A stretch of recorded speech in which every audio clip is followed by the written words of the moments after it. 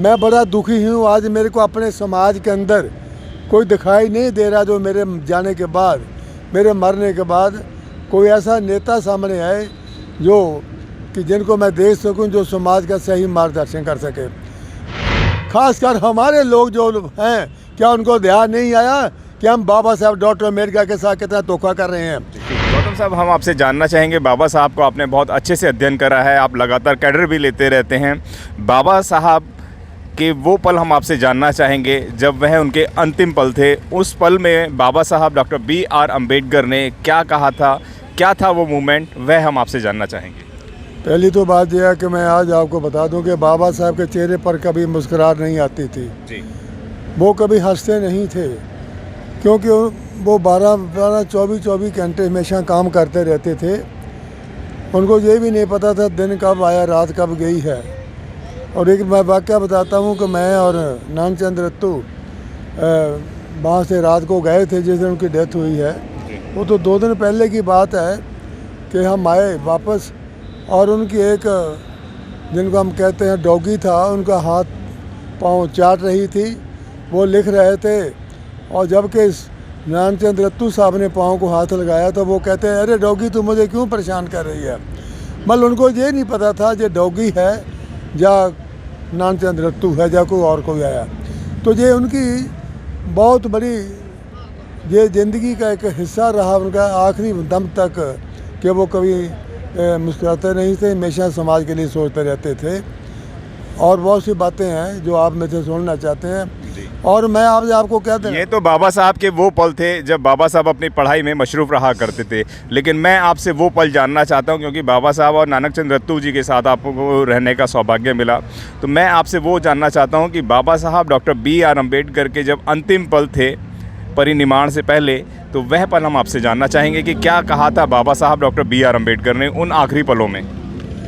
देखिए आपने जो ये सवाल पूछा है, आखिर में क्या कहा उन्होंने। आखिर में तो यही कहा था कि मेरा जो समाज है, मैं बड़ा दुखी हूँ। आज मेरे को अपने समाज के अंदर कोई दिखाई नहीं दे रहा जो मेरे जाने के बाद, मेरे मरने के बाद कोई ऐसा नेता सामने आए जो कि जिनको मैं देख सकूं, जो समाज का सही मार्गदर्शन कर सके। आज ये बात आज भी देखने को मिल रही है, क्योंकि डॉक्टर अम्बेडकर ने जो कहा था, मेरा शरीर तराशाही हो रहा है, मैं अपाहज हो गया हूँ। और जो मैंने लिटरेचर लिखा हुआ है जो मैं समाज के लिए, वो मेरे जाने के बाद उस लिटरेचर को प्रिंट कौन करवाएगा। और दूसरी बात ये रही है, हर आदमी अपने अपने स्वार्थ के लिए लगा हुआ है, कोई भी समाज का काम करने के लिए तैयार नहीं है। जबकि मैंने समाज को हर तरह से कदम कदम पर हर तरह की मुसीबतों का सामना करते हुए हर तरह के अधिकार मैंने समाज को दे दिए हैं। अब सवाल तो ये आ जाता है कि ये समाज इन बाज़ारों पर चलता क्यों नहीं, मेरा संघर्ष क्या था। अभी आपने जो सवाल पूछा, सवाल तो बहुत लंबा चौड़ा है। बाबा साहब ने ये कहा था, जब मैंने इनको 4 ही बातें दी हैं अपने समाज के लिए, एजुकेट, यूनाइट, एजिटेट, और उसके बाद मैंने धर्म भी दे दिया है। अब बताइए 5वीं बात तो मैंने इनको दी नहीं है। और जबकि मैंने हिंदू धर्म 1931 में, बल्कि 32 के अंदर ही मैंने ये हिंदू धर्म को छोड़ने के लिए बोल दिया था कि मैं और मेरा समाज, हम हिंदू नहीं हैं। उसके बाद ये आज तक उन चक्करों में पकड़े हुए हैं। आज मैं एक आखिरी बात कह देना चाहता हूँ।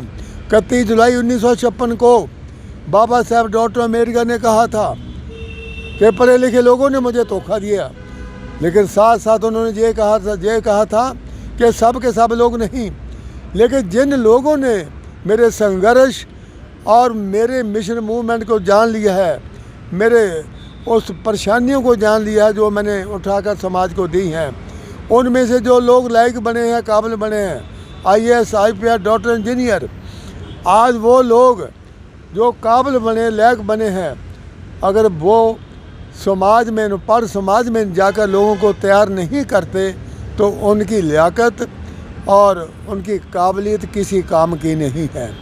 और ऐसे समाज के लोग जो मेरे समाज में हैं, तो मैं सबसे ज़्यादा बदकिस्मत और अपागा आदमी हूँ। तो मैं बहुत दुखी हूँ, ये बड़े दुख के साथ मैं ये बात आज कह रहा हूँ कि वो लोग काम नहीं कर रहे।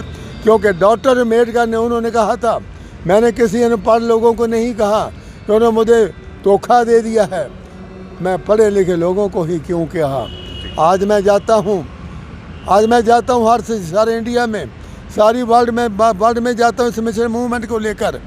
आज मैं बहुत से लोगों के पास जाता हूँ जो डॉक्टर इंजीनियर। साहब, आपने कहा कि बाबा साहब डॉक्टर B.R. अम्बेडकर की आखिरी पीढ़ा थी कि उनके बाद उनके इस मार्ग को कौन चलाएगा, कोई पार्टी नहीं, कोई संगठन नहीं। तो क्या आपको आज लगता है कोई पार्टी, संगठन या कोई ऐसा नेतृत्व मिल पाया है जो बहुजनों को जोड़ने का और बहुजनों को एक रास्ते पर लाने का कार्य कर रही है? वे बताएं। अभी ये सवाल आपने बड़ा पोचीदा सवाल पूछा है SM न्यूज़ वालों ने। पहली बात तो मैं ये बता देना चाहता हूँ, क्योंकि मैंने ये इंटरव्यू पहले भी बहुत दिया है कि, लेकिन आपको मैं इंटरव्यू इसलिए देता हूँ कि आप रियलिटी को पेश करते हो।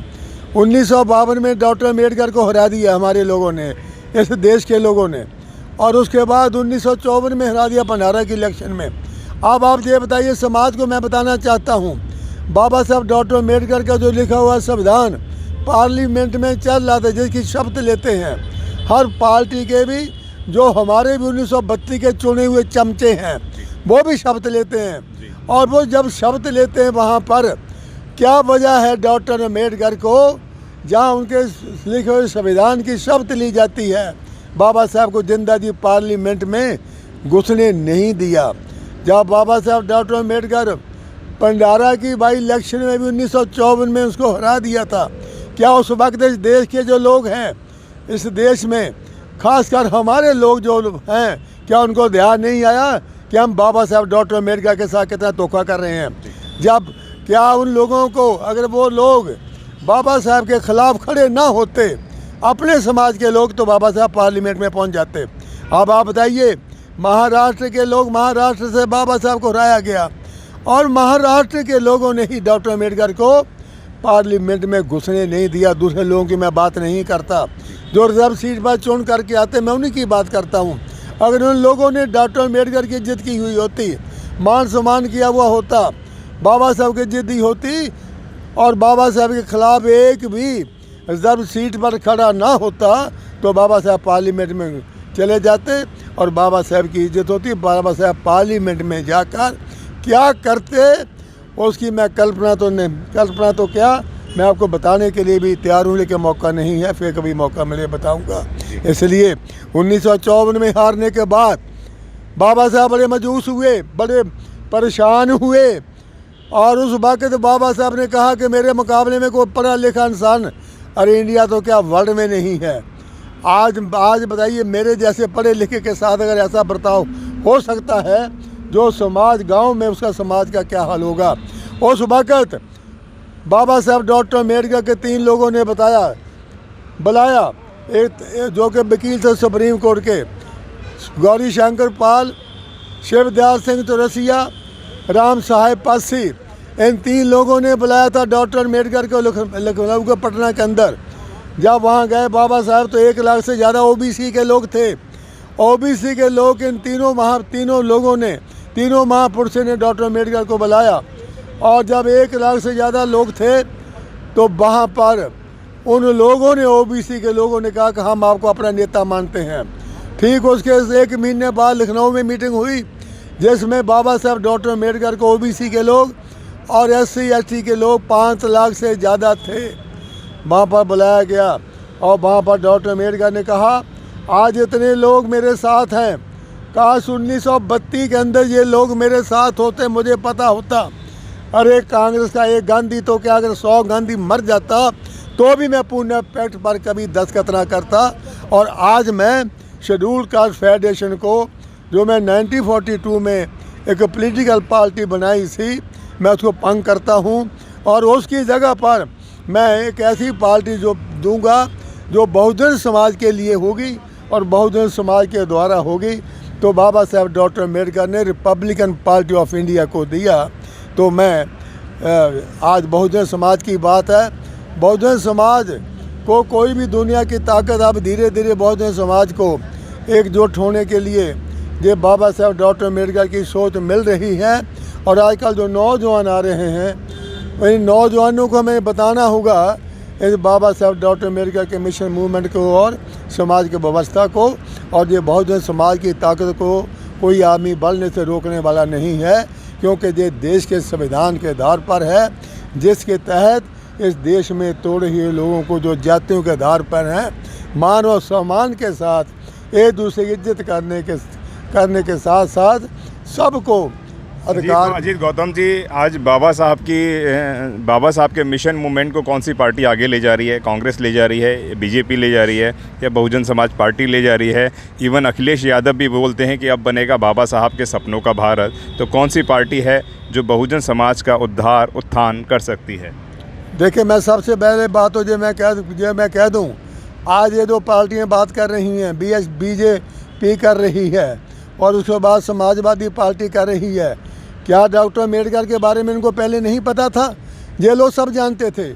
ये कोई ले जाने वाला नहीं है, ये सुन लीजिए इस बात को। अगर आगे ले जाने वाली पार्टी है तो बहुजन समाज पार्टी के अलावा कोई पार्टी नहीं है। और साथ साथ ये मैं कह देना चाहूँगा कि बहुजन समाज पार्टी जो है, ये साहब कांशी राम ने बहुजन समाज पार्टी को 1983 के अंदर इसको जन्म दिया था, जिसके अंदर हर जाति धर्म बरादरी के लोग हैं।